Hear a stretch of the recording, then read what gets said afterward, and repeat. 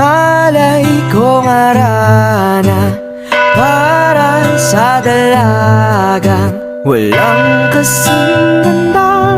Ang may roses sa nanunuyok kung nanaisin ng tadhana. Nakakaya mo ang bansang ito.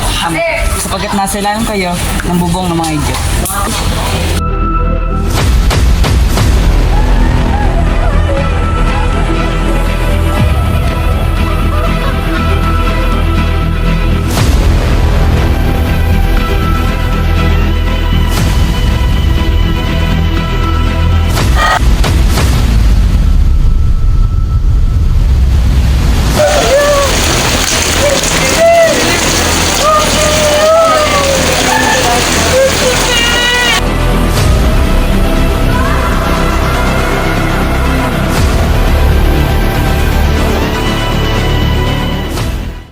Mananatiling ikaw, mahal ko. Nakakaya mo ang bansang ito. Halos ibang-iba ang pamahala rito kaysa sa Madrid. Ayoko talaga sa mga Indio. Magdandahan kayo, Padre Damaso, sapagkat nasilayan kayo ng bubong ng mga Indio. Tama siya, Padre Damaso. Baka magdamdam sa Kapitan Tiago. Mga Ginoo, ikinalulugod ko yung pakilala si Juan Crisostomo Ibarra, ang anak ni Don Rafael Ibarra.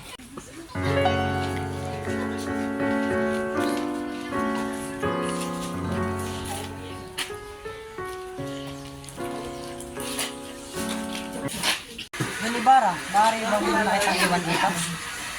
Sige.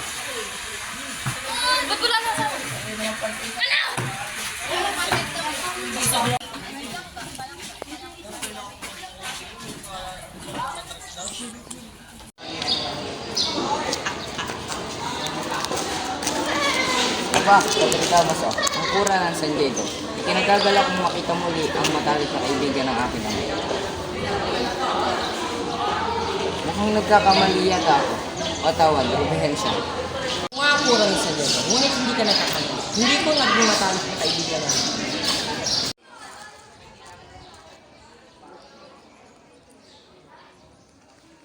Si Ibarra'y lumalakad na di batid kung saan patutungo. Sa mahinahong lakad, narating niya ang liwasan ng Binondo. Nagpatuloy sila sa daang Rizastian, naroon ang mga incheck na nagbebenta ng sorbetas at mga babaeng nagbibili ng punong kahoy. Diyos ko, parang pangarap lamang ang 7 taon ko sa Espanya. Naramdaman niya ang magaang kamay sa kanyang balikat. Go! Binata. Katawan. Kung mga nangyari sa iyong ama, kung naging akin sa iyo. Go. Pagpatawad niyong naging mahal sa akin.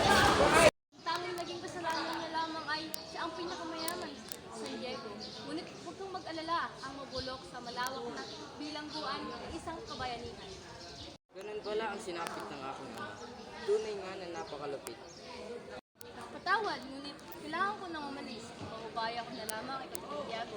Ibang kwento na nangyari sa iyo. Mag-Diyos grasa sa pagbabahagi ng iyong kaalaman sa akin. Sa sementeryo ng San Diego ay nasa kalagitnaan ng isang malawak na palayan at may bakod na lumang pader. At kawayan, lubhang napakakipot ng daan patungo rito. Ito ay malikabok sa tag-araw at nagpuputik kung tag-ulan. Sa ibang bahagi ng libingan, may 3 sepulturero ang humuhukay ng libingan. Ang isang sepulturero ay hindi mapakli at dura ng dura. At panay ang hit-hit ng sigarilyo. Oy! Sibong bahagi na tayo mag-uway! Bagong-bago pa yan, oh! Ay! Ayoko na! Kita niyo yan? May dugo pa, oh! Ang arte mo naman, hindi mo 20 araw pa lang ang nakalibing at sobrang lakas pa lang na wala ng gabi yun. Tanggal ang mga pako sa ataol na iyon at lumabas ang kalahati ng bangkay. Kaya binuhat ko pa ito ng hating gabi. Bakit mo hinukay ang bangkay? Sino nag-utos sa'yo at saan mo dinala? Pa, di ang kurang malaki at inutos sa akin na hukay ng bangkay at itilipat sa libingan ng mga inchik.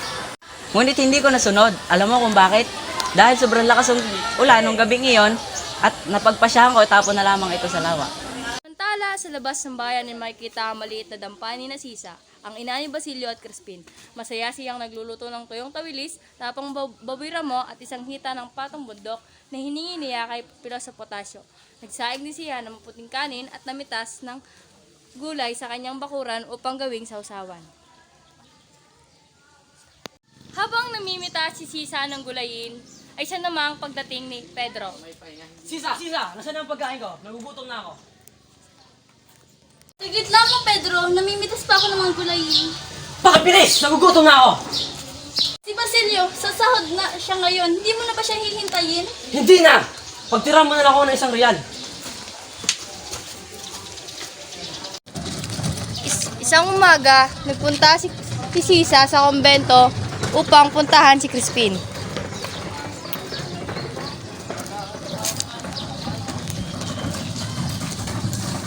Tao po. Sino po kayo? Ako po ang ina ng sakrista na si Crispin. Sige, pasok. Nais ko pong makausap ang kura at gusto ko rin pong makita ang anak kong si Crispin. Ngunit, hindi maaari. May sakit ang kura. Maaari ko po bang makausap ang anak kong si Crispin? Huwag ka magkaila. Ang iyong anak na si Crispin ay tumakas na. Yun lamang po ang nasa bahay. At si Crispin ay nandito pa. Kaya nais ko po siyang makita.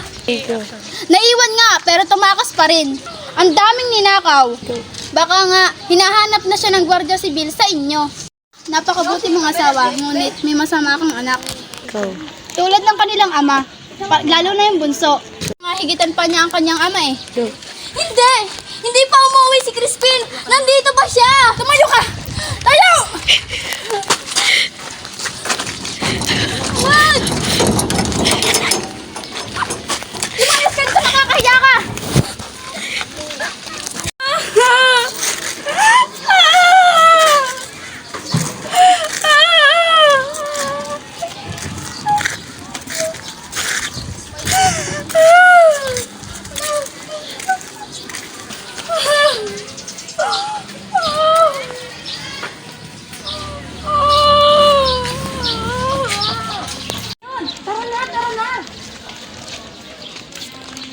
Ikaw ba ang ina ng dalawang batang nagnakaw? Opo, ako po si Sisa. Sana ata yun! Tara na! Ikaw ba ang ina ng dalawang batang nagnakaw? Opo, ako po si Sisa. Pero hindi magnanakaw ang anak ko! Nagmamangmangan ka pa, ngunit nakatakas na ang panganay mong anak, nasa ng isa! Kung gayon, ikukulong ka namin hanggat hindi mo nilalabas ang gusto mong anak!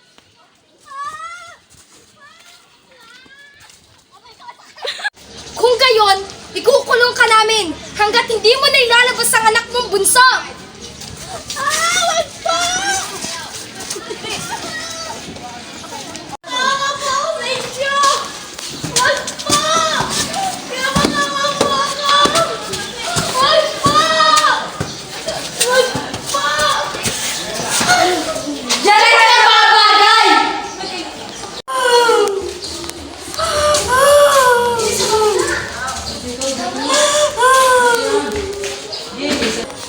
Walang nagawa si Sisa kundi umiyak ng umiyak. Nakarating sa Alcares ang balita, kaya't nagdesisyon itong palayain si Sisa dahil na rin sa kawalan ng katibayan. Ang nangyari kasalanan ng kura, pakawala ng bihag at huwag kakabalahin pa kailanman.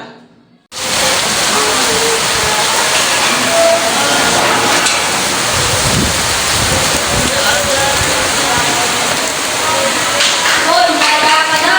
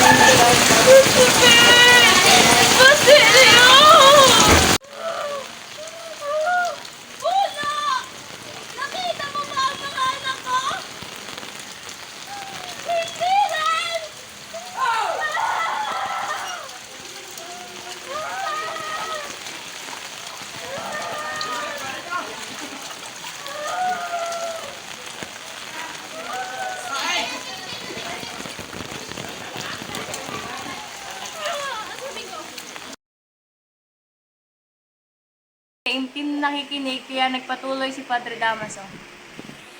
Malalantad sa ating harapan ang katotohanan nasa bayan ng mga bulag. Ang Pisak ang isang matay siyang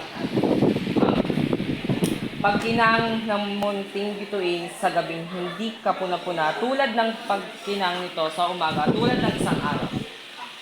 Ganyan ang katangian ni San Diego sa piling ng malalaking santo. Ang pagsisermon ni Padre Damaso.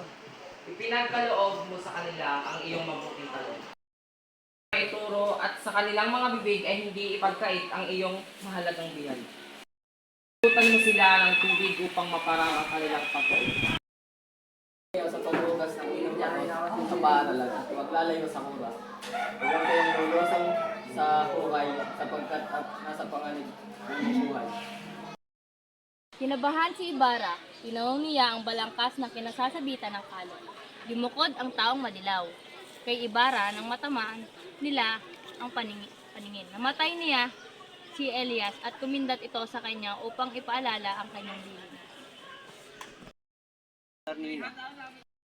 Higit na marunong. Nung siyang mamalo. Tutulog. Sa gising. Sa akin ay makikita na rin balang araw. Bilang banda, nakahanda ang mga kiosko at masarap na agahan. May dulang na puno ng mga matamis at tubig. Dumating na ang banda ng musiko na pinangungunahan ng maraming bata at matanda. Dumalo si Elias, hindi siya makilala sa anyong taga-bukid, lumapit siya sa tabi ng mapapakilo sa kalo sa malapit sa hukay.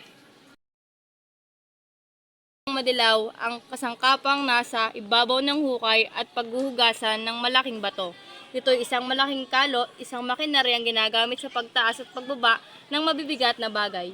Humanga ang mga manonood pati Senyor Juan sa taong madilaw. Ang doon ng makinarya. Natutunan ng aking ama.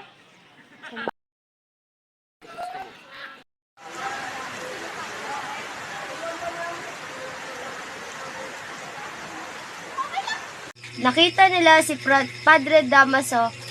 Sinalubong nila nito ng ngiting mapanlibak. Lahat ay masayang bumati maliban kay Ibarra.